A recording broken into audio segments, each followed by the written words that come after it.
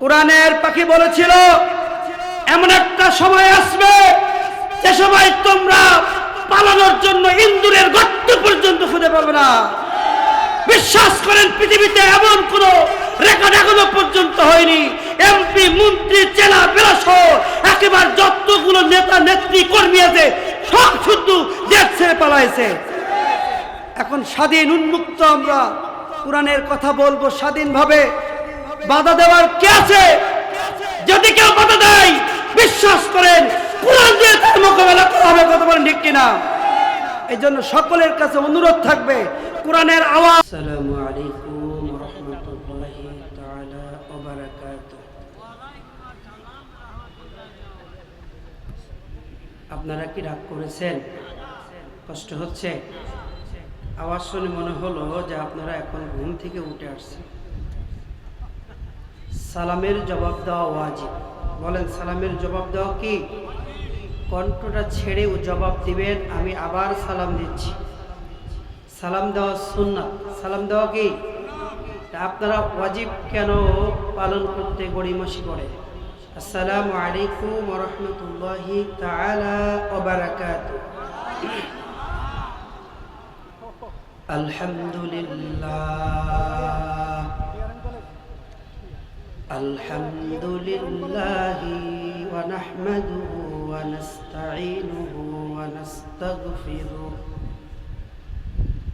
ওয়া নাউযু বিল্লাহি মিন শুরুরি আনফুসিনা ওয়া মিন সাইয়্যাতি আ'মালিনা। من يهده الله فلا مضل له ومن يضلله فلا هادي له ونشهد أن لا إله إلا الله وحده لا شريك له لا جد له ولا ند له ولا مثل له ونشهد أن سيدنا وسندنا وحبيبنا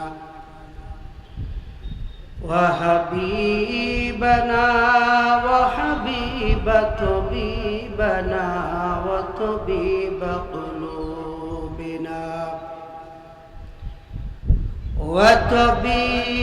قلوبنا ومولانا محمدا عبده ورسوله صلى الله تعالى عليه وعلى آله وأصحابه وبارك وسلم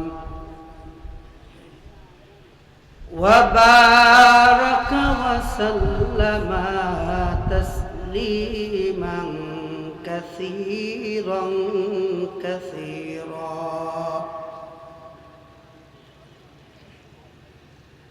الذي أرسله بالحق بشيرا ونذيرا وداعيا إلى الله بإذنه وسراجا منيرا. أما بعد فأعوذ بالله من الشيطان الرجيم.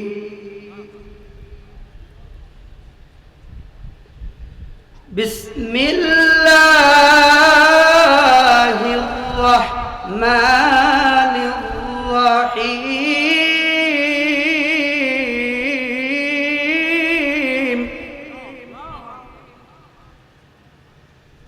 وقضى ربك ألا تعبدوا إلا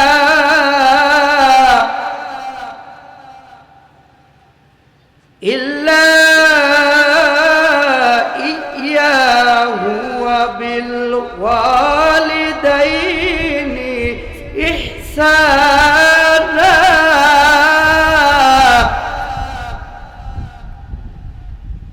إما يبلغن عندك الكبر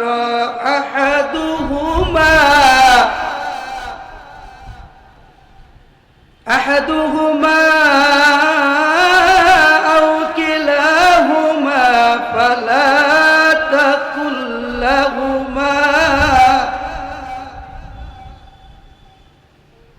فلا تقل لهما أف ولا تنهرهما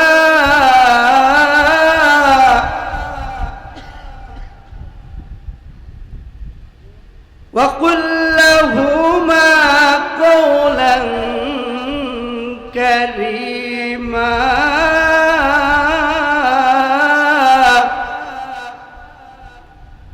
واخفض لهما جناح الذل من الرحمة وقل رب ارحمهما كما ربياني صغيرا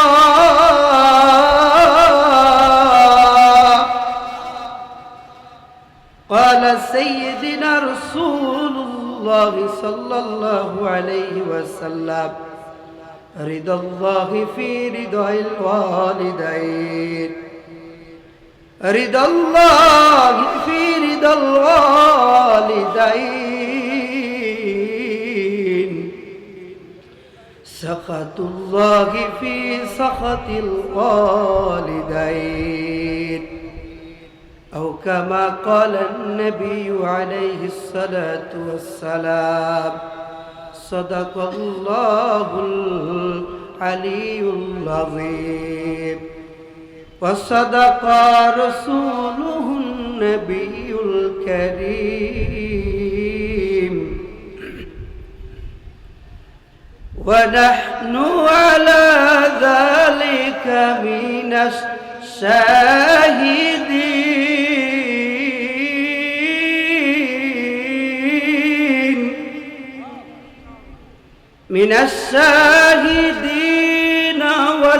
والشاكرين والذاكرين والحمد لله رب العالمين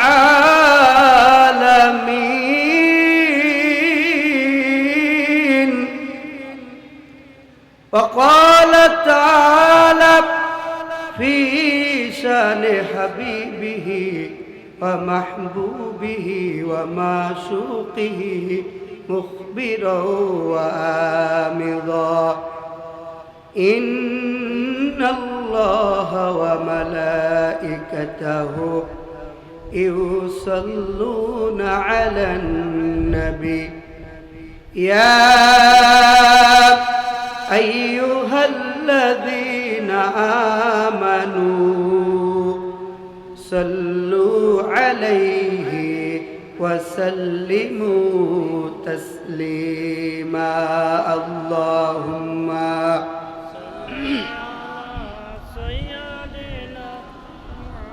محبة جوري وعلى علي سيدنا رسولنا اللهم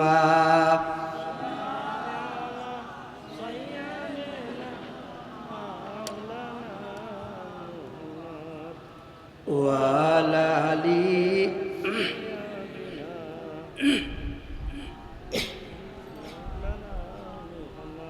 কত ব্যথা কত ভাবে শোয়েছো যে তুমি তোমারি খুনে লাল তায়েফের ভূমি ফেরেশতা এসে চায় ধ্বংসের হুকুম লোহ মাখা মুহাম্মদ প্রাণেতে হজরত।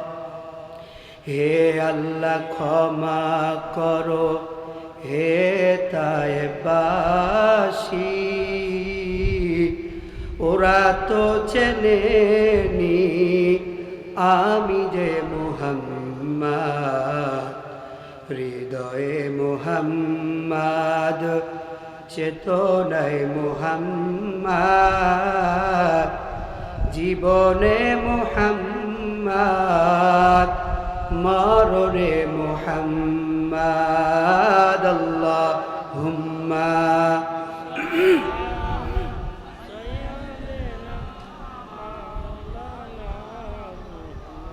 ওয়ালা আলি সাইয়্যিদিনা।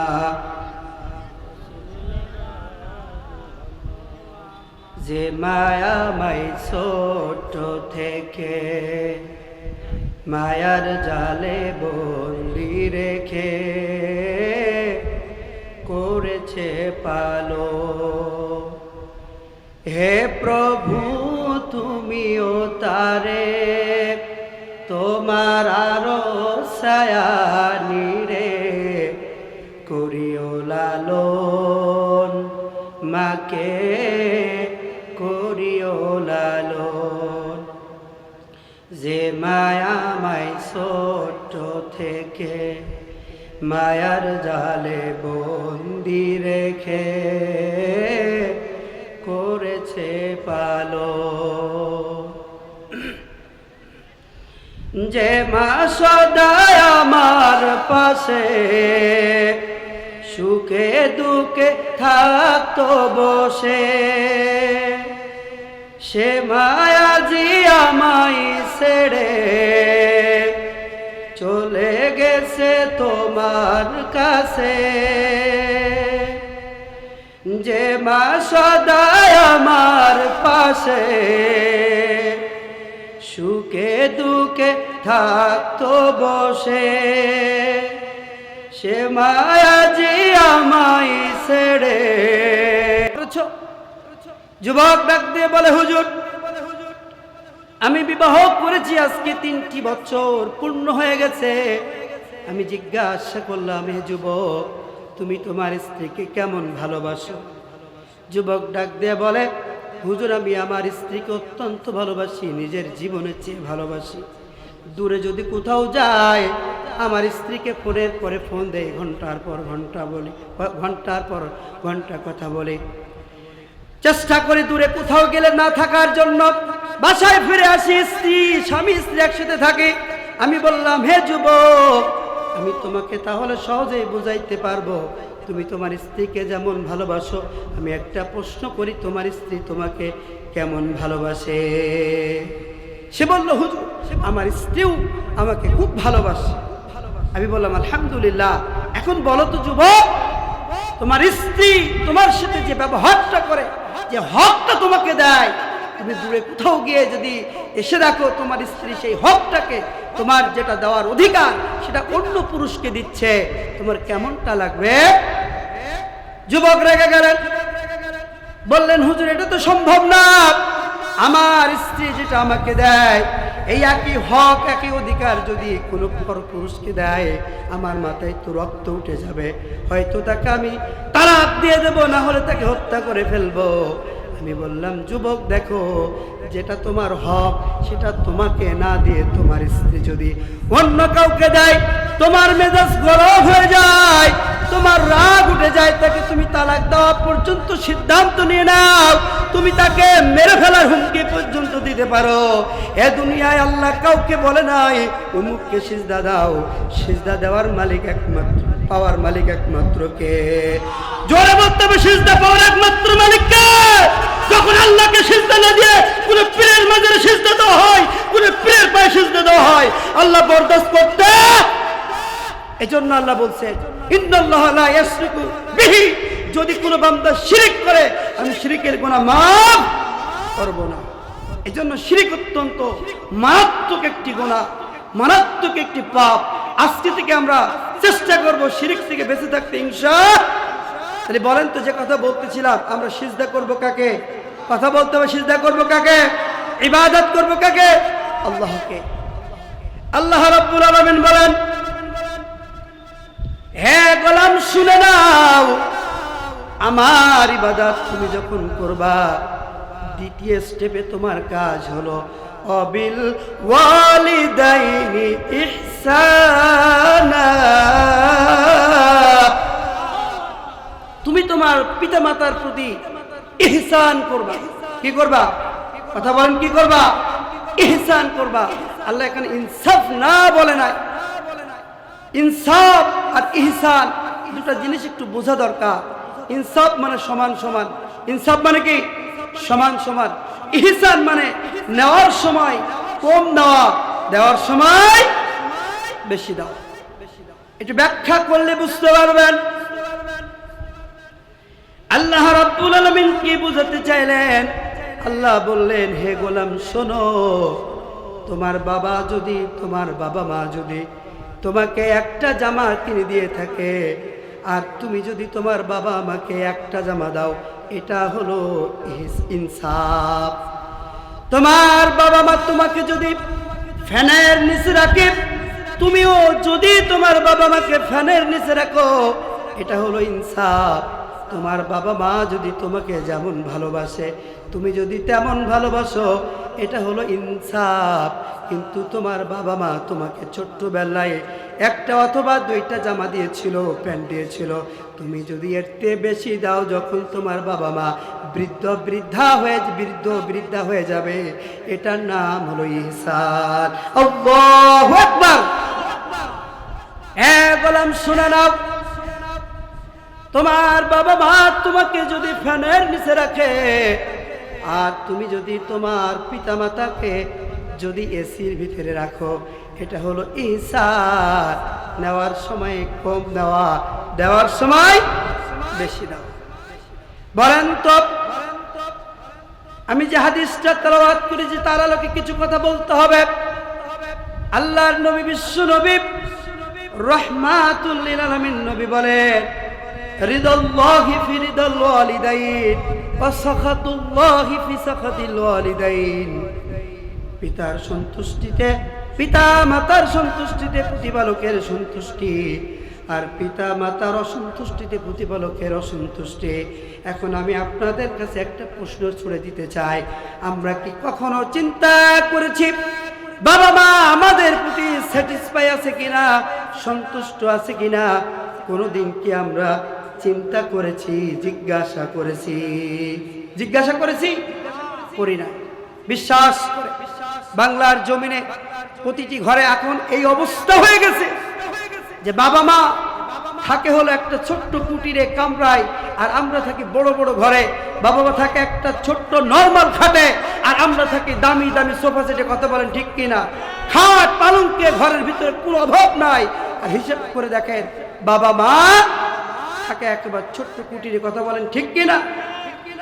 এজন্য আল্লাহর নবী বলেন, হুমা জান্নাতুকা ওয়া হুমা নারুক। তোমার পিতা মাতা হলো তোমার জন্য জান্নাত, তোমার পিতা মাতা হলো তোমার জন্য জাহান্নাম। আল্লাহর নবী বলে, তোমার পিতা মাতা তোমার জন্য জান্নাত, তোমার পিতা মাতা তোমার জন্য জাহান্নাম। সাহাবীরা জিজ্ঞাসা করলেন, ইয়া রাসূলুল্লাহ, ইয়া হাবিবাল্লাহ, আমার পিতা মাতা আমার জন্য জান্নাত, আমার পিতা মাতা আমার জন্য জাহান্নাম, একটু বুঝায়া বলেন।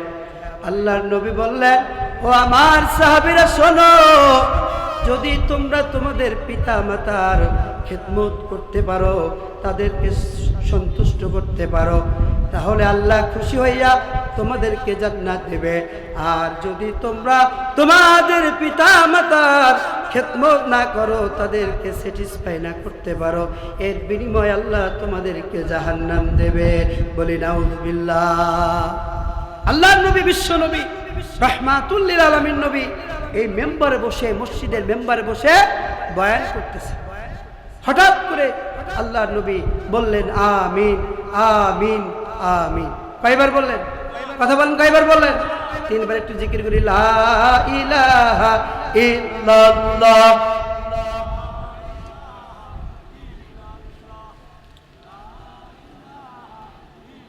লা ইলাহা ইল্লাল্লাহ।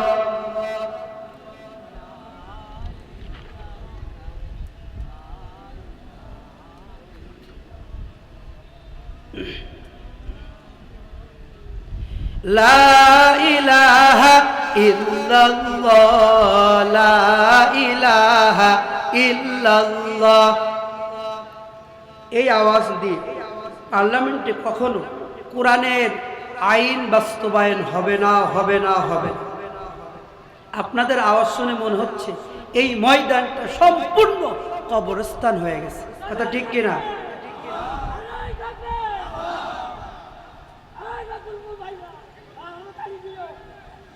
মুসলমান সিংহের জাত, মুসলমান বীরের জাত না। আল্লামা দেলাওয়ার হোসেন সাঈদী বলেছিল, বিড়ালের মতো 100 বছর বেঁচে থাকতে চায় না, সিংহের মতো 1 ঘন্টা বেঁচে থাকতে চায়। আজকে আমরা দেখছি মুসলমান পার্লামেন্টে কোরআনের আইন বাস্তবায়ন করতে চায়, আবার সত্য কথা বলি পুলিশ দেখলে জুতো দেওয়ার টাইম পায় না। এতগুলো মুসলমান আওয়াজ শুনে মনে হচ্ছে আমি কবরস্থানে আওয়াজ করতেছি। কথা ঠিক কিনা? আওয়াজ দেন না ভাই। আমরা কি বাস্তবায়ন করতে চাই না? আল্লাহর জমিনে আল্লাহর কোরআন বাস্তবায়ন হোক। কে কে চাই? 2 হাত তুলে আল্লাহকে দেখাইতো। লিল্লাহে তাকবীর, লিল্লাহে তাকবীর। মুসলমানের আওয়াজ হবে কিসের মতো? বিড়ালের আওয়াজ হবে না, সিংহের মতো হবে, বাঘের মতো হবে। আরেকটা বিষয় হলো, আমরা হলাম সুন্দরবনের মানুষ, আমরা হলাম নির্যাতিত, নিষ্পেষিত, আমরা হলাম অবহেলিত। এই সাতক্ষীরা জনপদের মানুষ কথা বলেন ঠিক কিনা? বিশ্বাস করে এমন একটা সময় ছিল যখন আমি আপনি রাতের অন্ধকারে বাড়িতে থাকতে পারতাম না। রাতের অন্ধকারে আনাচে কানাচে কতদের রাত কেটে গেছে তার কোনো নির্দিষ্ট ইয়াদ মেয়াদ নাই। কথা বলেন ঠিক কিনা? আজকে বাংলাদেশ যারা বলেছিল 2041 সাল পর্যন্ত বাংলাদেশ তাদের দখলে থাকবে, কিন্তু আল্লাহর ধরা বড় ধরা। কথা বলেন ঠিক কিনা? আল্লাহ এমন ধরা ধরলো, কোরআনের পাখি বলেছিল এমন একটা সময় আসবে যে সময় তোমরা পালানোর জন্য ইন্দুরের গর্ত পর্যন্ত খুঁজে পাবে না। বিশ্বাস করেন পৃথিবীতে এমন কোন রেকর্ড এখনো পর্যন্ত হয়নি। এমপি, মন্ত্রী, জেলা বেলাসহ একেবারে যতগুলো নেতা নেত্রী কর্মী আছে সব শুধু দেশ ছেড়ে পালাইছে। এখন স্বাধীন উন্মুক্ত আমরা কোরআনের কথা বলবো স্বাধীনভাবে। বাধা দেওয়ার কে আছে? যদি কেউ বাধা দেয় বিশ্বাস করেন কোরআন দিয়ে তার মোকাবেলা করা হবে। কথা বলেন ঠিক কিনা? এই জন্য সকলের কাছে অনুরোধ থাকবে, কোরআনের আওয়াজ, কোরআনের আইন, কোরআনের শাসন দেখতে চাই বাংলার জমিন। আগামী পার্লামেন্টে কাকে 2 হাত তুলে আল্লাহকে দেখায় দেয়। তাকবীর দেন, একজন তাকবীর দেন।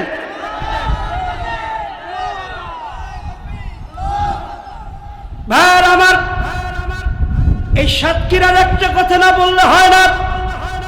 শাম মাগরিব প্রোগ্রামে গেছিলাম, প্রোগ্রাম শেষ করেছি।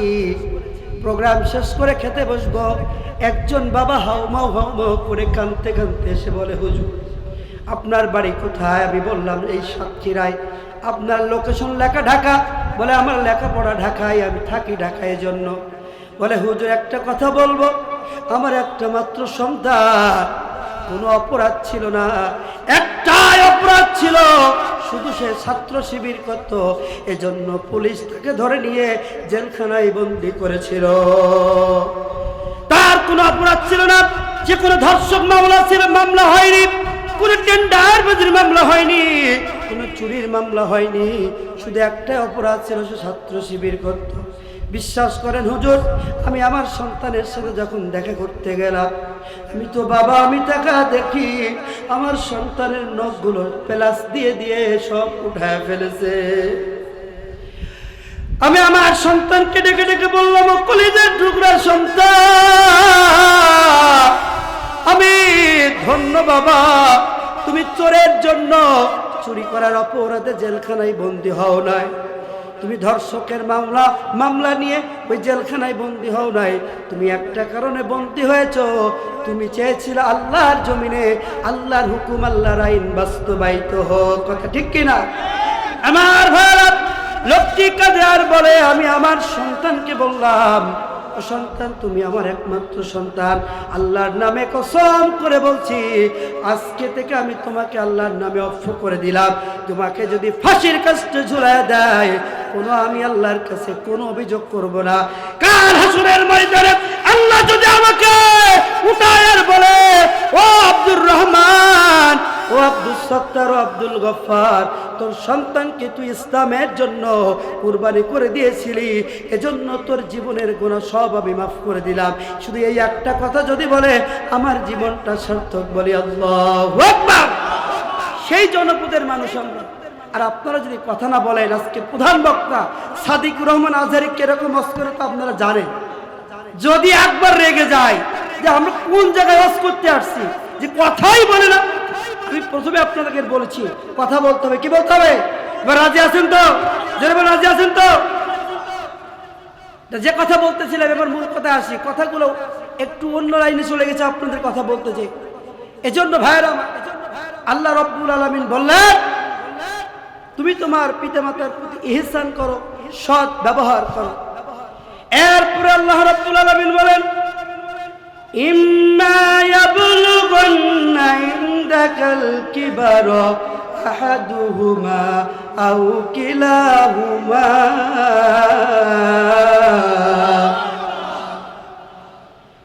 তোমার পিতামাতা একজন অথবা উভয়জন যদি তোমাদের কাছে বার্ধক্যে উপনীত হয়, তাহলে তাদের ব্যাপারে তোমরা এমন একটা শব্দ ব্যবহার করো না, ফালা তাকুল্লাহুমা উফ, শব্দ পর্যন্ত ব্যবহার করো না। বিশ্বাস করে আজকে আমার সমাজে যুবক ভাইদেরকে বলছি, যুবক দিলের কাল লাগায় কথাগুলো শুনতে হবে। আজকে অনেক যুবক দেখেছি বিবাহ করে, বিবাহ করার আগ পর্যন্ত মার কাছে সে নয়নের মণি থাকে। ঠিক না হুজুর? নয়নের মণি থাকে। বিবাহ যখন করে ফেলে, আমি বাস্তব কথা বলতেছি, মিলাই নেবেন আপনারা। বিবাহ করার পরে এখন দেখেন বউয়ের সাথে আর মায়ের একটু ঝগড়াঝাটি হয়ে যায়, যায় কি যায় না? এখন দেখা যায় বউয়ের কারণে কি মার সাথে খারাপ ব্যবহার করে, কি করে না? কর্কশ ভাষায় কথা বলে, কি বলে না? এখন অনেক সময় দেখা যায় পেপার পত্রিকায় অনেক কুলাঙ্গার সন্তান আছে যে বাবা মার গায়ে পর্যন্ত হাত তুলে কথা বলেন, ঠিক কিনা? এজন্য খুব সাবধান। আমি আমার মা বোনদেরকে এখানে কিছু কথা বলবো। আপনি যখন আপনার বাবার বাড়িতে ছিলেন, আপনার বাবাকে মাকে যেমন আপনি বাবা মা মনে করতেন, আপনি যখন শ্বশুর বাড়িতে আসবেন আপনার শ্বশুরকে আর শাশুড়িকে তেমনই বাবা মা মনে করবেন। দেখবেন কোনোদিন ঝগড়া হবে কি হবে? হবে না। সেম ভাবে আমি বলবো, যারা শাশুড়ি আছেন আপনার মেয়েকে যেমন মেয়ে মনে করে, সেম বৌমাকেও কি মনে করতে হবে? মেয়ের মতো মনে করতে হবে। আমাদের সমাজের বাস্তব চিত্র কেমন শুনবেন। এক লোক, এক মহিলা তার মেয়েকে বিয়ে দিয়েছে, প্রতিবেশীর সাথে গল্প করতেছে, আহারে আমায় একটা জামাই পাইছি, সেই রকম যে আমার মেয়ের কথাই ওঠে আর বসে, ওঠে আর বসে, কিন্তু বউ পাইছি সে আমার কথা শুনতেই চায় না, শুনতে কি চায় না। ঘাউড়ার ঘাউড়া, ঘাউড়ার ঘাউড়া। এখন শোনেন, জামাই পেয়েছে কিসের মতো? মনের মতো, মানে মেয়ের কথা ওঠে বসে। আর বউ পাইছে কিসের মতো? ঘাউড়ার ঘাউড়া। চিন্তা করে, তাহলে বউকে তারা মেয়ের চোখে দেখে না আর মেয়েকে মেয়ের চোখে দেখে। এজন্য সমাজে অশান্তি লেগে আছে না নাই? অশান্তি লেগে আছে না নাই? তাহলে আমি আমার মা বোনদেরকে বলবো, খবরদার, সাবধান, সাবধান বোনেরা। শাশুড়িকে শাশুড়ি না মনে করে মা মনে করো, শ্বশুরকে শ্বশুর না মনে করে বাবা মনে করো। দেখবা অবশ্যই সংসারে রহমত আর বরকতে পরিপূর্ণ করে দেবে কে? জোরবান করে দেবে কে? আল্লাহ। এজন্য ভাইরা আমার, আলোচনা দীর্ঘায়িত করা যাবে না, সময় আস্তে আস্তে ঘনিয়ে আসতেছে। আল্লাহর নবী, বিশ্ব নবী, রাহমাতুল লিল আলামিন নবী বলেন, ও পৃথিবীর মানুষ শুনে রাখো, তোমাদের পিতামাতা অর্থাৎ তোমাদের মাতার পায়ের নিচে তোমাদের জান্নাত। পিতামাতাকে যারা খেদমত করবে, পিতামাতার কথা যারা শুনবে, তাদেরকে জান্নাতের গ্যারান্টি কে দিয়েছে? জোরে বলেন কে দিয়েছেন? যে কথা বলতেছিলাম, আল্লাহর নবী, বিশ্ব নবী, রহমাতুল লিল আলামিন নবী এই মেম্বারে বসে আমিন আমিন আমিন বলছিলেন, মনে আছে তো? কয়বার বলছিলেন? হচ্ছে না কথা, জোরে বলেন কয়বার বলছিলেন? 3 বার। নামাজ শেষ হয়ে গেল,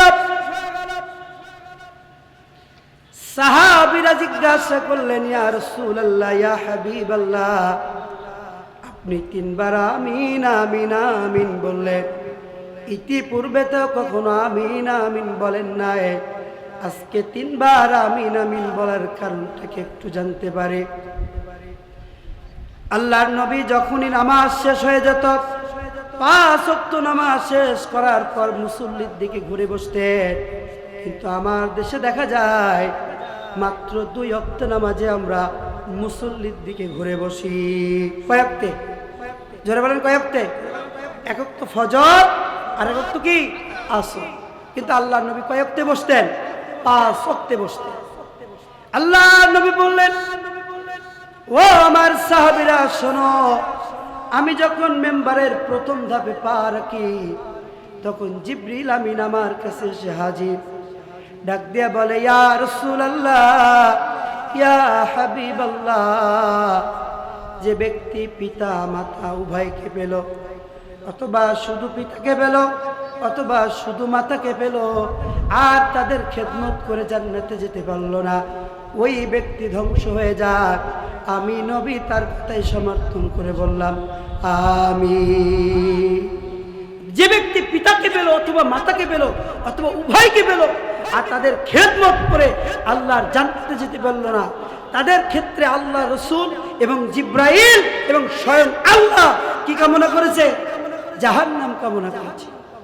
আমি যখন দ্বিতীয় ধাপে পা রাখি তখন জিব্রাইল আমিন বলে, ইয়া রাসূলুল্লাহ, ইয়া হাবিবাল্লাহ, যে ব্যক্তি পূর্ণ 1টি মাস রমজান পেল আর রমজান মাসে রোজা রাখার পরে বা তার জীবনের গুনাহগুলো আল্লাহর কাছ থেকে ক্ষমা করে নিতে পারলো না, ওই ব্যক্তি জাহান্নামী হয়ে যাক, ধ্বংস হয়ে যাক।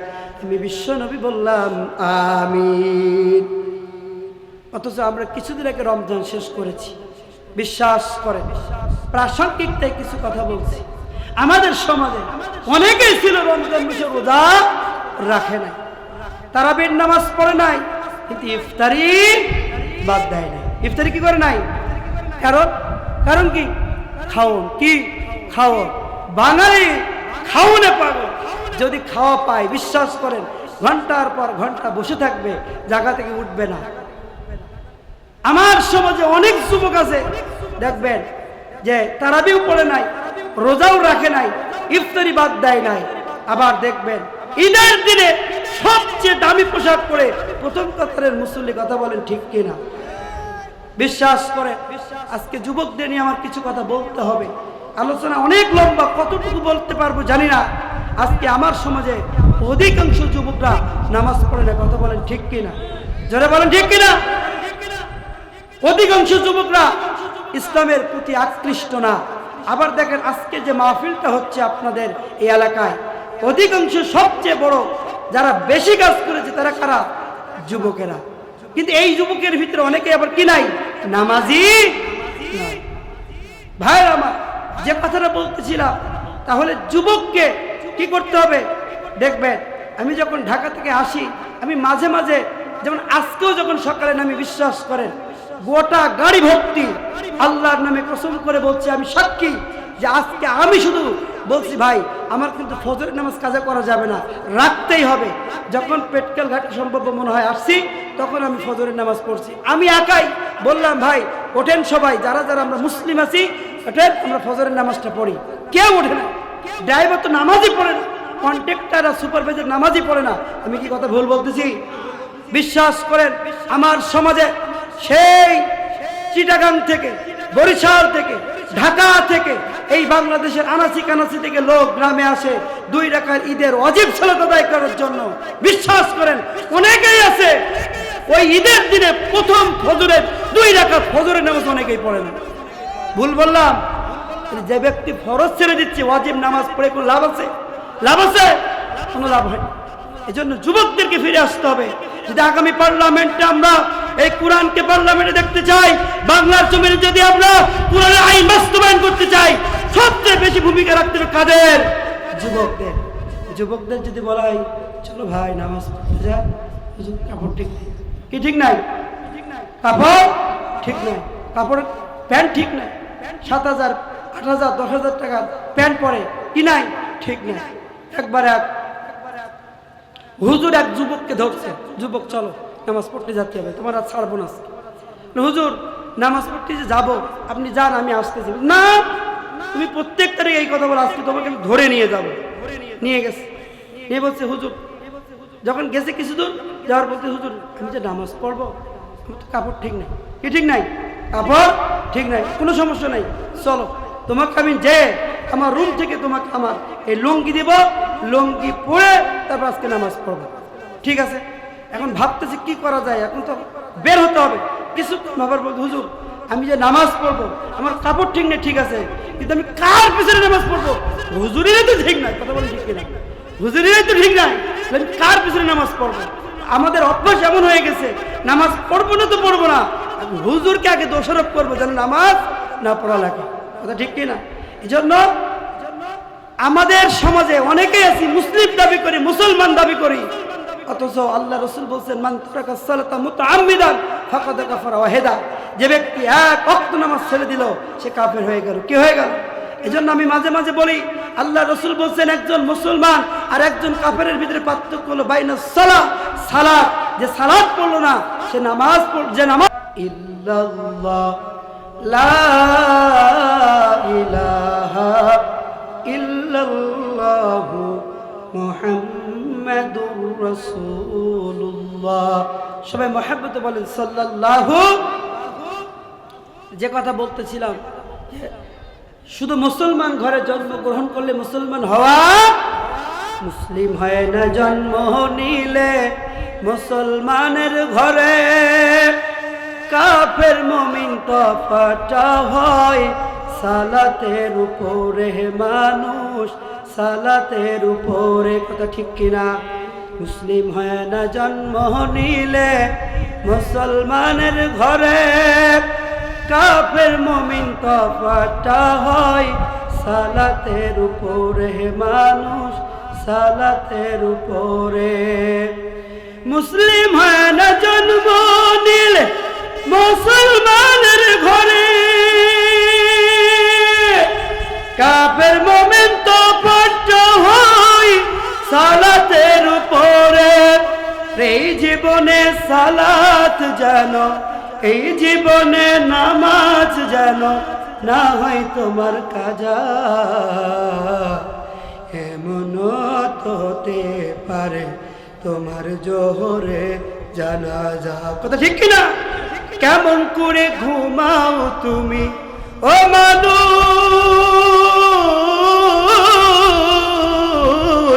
কেমন করে ঘুমাও তুমি ফজর করে কাজা, এমন তো হতে পারে তোমার জোহরে জানাজা। কথা ঠিক কিনা?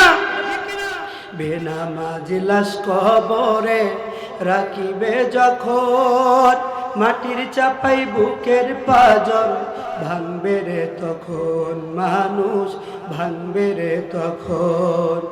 বেনামাজি লাশ কবরে রাখিবে যখন, মাটির চাপাই বুকের পাজর ভাঙবে রে তখন, মানুষ ভাঙবে রে তখন। বেনামাজি লাশ কবরে রাখিবে যখন, মাটির চাপাই বুকের পাজর ভাঙবে রে তখন। ওরে বিষাক্ত ওই সাপের সবল, বিষাক্ত ওই সাপের সবল বেনামাজির সাজা, এমন তো হতে পারে তোমার জোহরে জানাজা। ঠিক কিনা? কত মানুষ ফজরের নামাজ না পড়ে ঘুমায় থাকে, বিশ্বাস করে জোহরের নামাজ, জোহরের সময় জানাজা হয়েছে, আমি পার্সোনাল ভাবে জানাজা পড়িয়েছি, এরকম অনেকের কি বুঝতে পারিনি। আপনি ফজরের নামাজ পড়লেন না, ঘুমায় থাকলেন, জোহরে যে আপনার জানাজা হতে পারে, এটা কি সত্য না মিথ্যা? তাহলে কি নামাজ ছেড়ে দেওয়া যাবে? প্রিয় ভাইয়েরা আমার, আলোচনার দীর্ঘায়িত করব না, মূল আলোচনায় ফিরে আসব। আল্লাহ নবী আল্লাহ রাব্বুল আলামিন বললেন, তুমি তোমার পিতামাতার সাথে এমন আচরণ করো না, এমন কথা বলো না যারা কষ্ট পায় শব্দটা পর্যন্ত মুখ দিয়ে বের হয়ে যায়। এরপর আল্লাহ রাব্বুল আলামিন বলেন, ওয়ালা তানহারহুমা,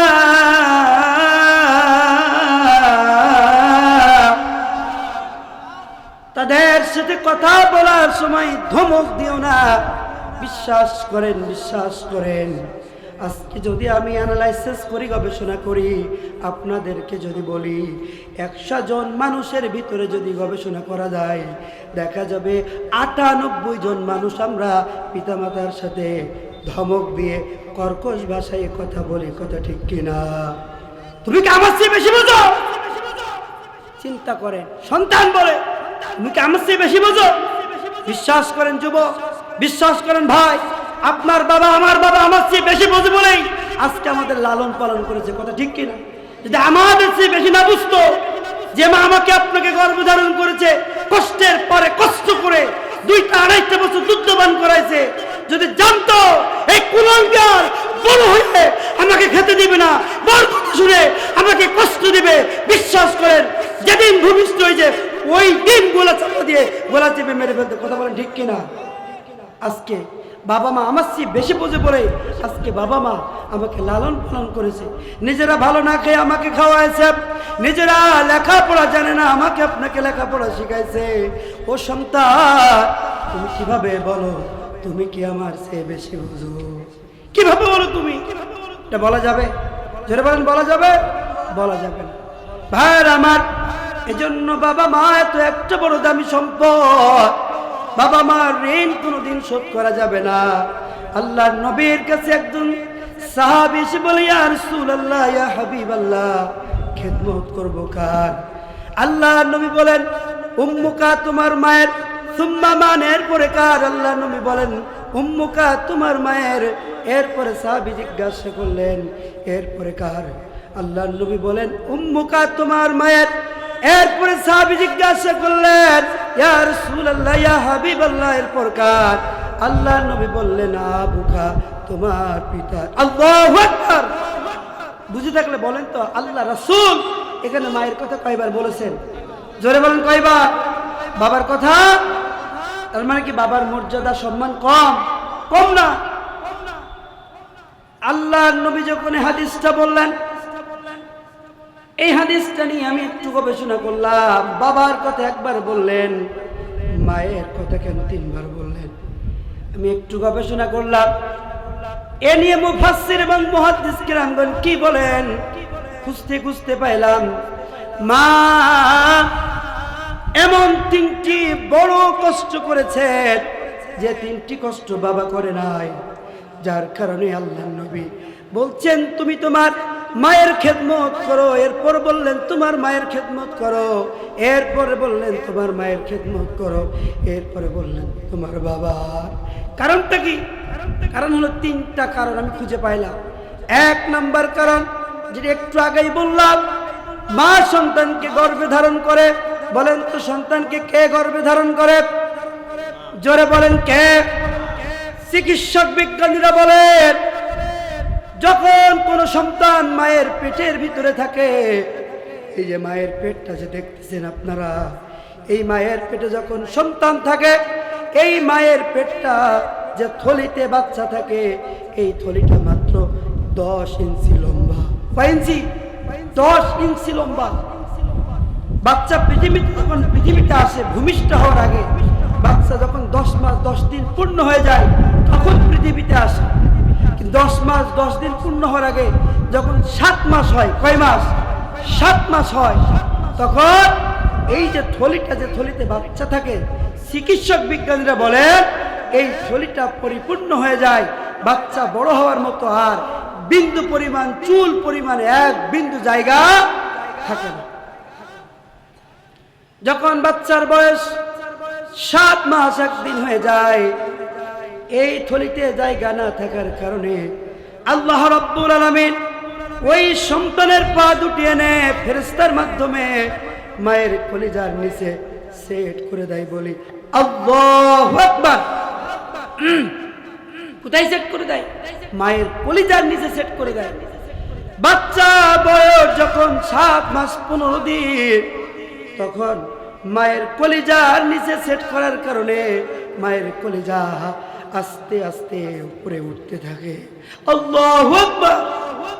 একটা বড় কারণ, ভাইরা আমার লম্বা হিস্ট্রির দিকে যাব না। এরপরে 2 নাম্বার যে কারণটা আমি পেয়েছি, মা সন্তানকে যখন ভূমিষ্ঠ করায় তখন মা রক্তাক্ত হয়ে যায়। কথা বলেন ঠিক কিনা? মা রক্তাক্ত হয়ে যায়। চিকিৎসক বিজ্ঞানীরা বলেন, যখন পৃথিবীতে কোনো সন্তান ভূমিষ্ঠ হয় তখন মায়ের শরীর থেকে প্রায় 2.25 কেজি রক্ত বের হয়। কয় কেজি? যারা বলেন কয় কেজি? 2 কেজি। চিন্তা করেন, আমি আপনি যে পৃথিবীতে আসছি 10 মাস 10 দিন, মা আমাকে আপনাকে গর্ভধারণ করলো, যখন ভূমিষ্ঠ হয়েছি তখন প্রায় 2.25 কেজি রক্ত খনন করে কোথায় এসেছি? পৃথিবীতে এসেছি। ওরে প্রসাবের কি ব্যথা, মা জানে সেই কথা, মরিয়াও যেন মায়ের মরণ হইল না। ঠিক না? ওরে প্রসাবের কি ব্যথা, মা জানে সেই কথা, মরিয়াও যেন মায়ের মরণ হইল না। ওরে মায়ে ধরিয়া জঠরে কত কষ্ট করে, ধরিয়া জঠরে মায়ে ধরিয়া জঠরে কত কষ্ট করে, 10 মাস 10 দিন পরে পাইল বেদনা। এমন দরদি ভাবে কেউ হবে না আমার মা। কথা বলতে ঠিক কিনা? এমন দরদি ভাবে কেউ হবে না আমার মা। মায়ের 1 দুধের দাম কাটিয়া গায়ের চাপ, 1 দুধের দাম, মায়ের 1 দুধের দাম কাটিয়া গায়ের চাপ, পাপুষ বানাইয়া দিল ঋণ শোধ হবে না। এমন দরদি ভাবে কেউ হবে না আমার মা। কত বলেন ঠিক কিনা? জন্য মায়ের খেদমত করতে করতে জিকির করি লা ইলাহা।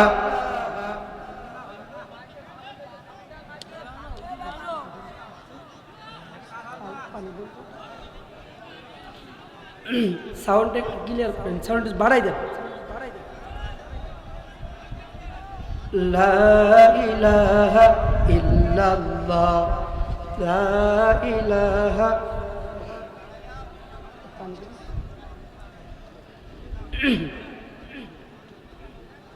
লা ইলাহা ইল্লাল্লাহ, লা ইলাহা ইল্লাল্লাহ, লা ইলাহা ইল্লাল্লাহ।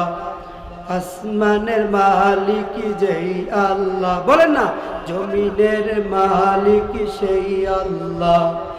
আসমানের মালিক যেই আল্লাহ, জমিনের মালিক সেই আল্লাহ। জান্নাতের মালিক যেই আল্লাহ, জাহান্নামের মালিক সেই আল্লাহ। জোরে লা ইলাহা ইল্লাল্লাহ।